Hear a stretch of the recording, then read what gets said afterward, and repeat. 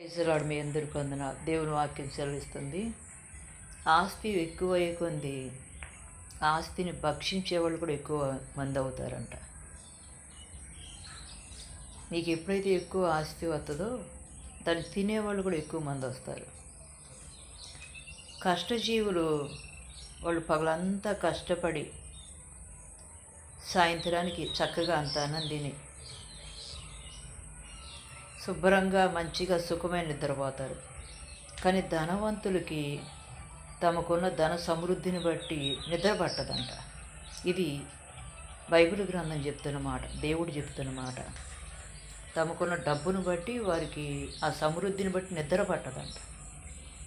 పేదవాడు కష్టపడి ఏదో పని చేసుకొని ఇంటికి వచ్చి పచ్చడో కారమో ఏదో ఒకటి తిని చక్కగా కుటుంబం హాయిగా నిద్రపోతారంట. Praise the lord.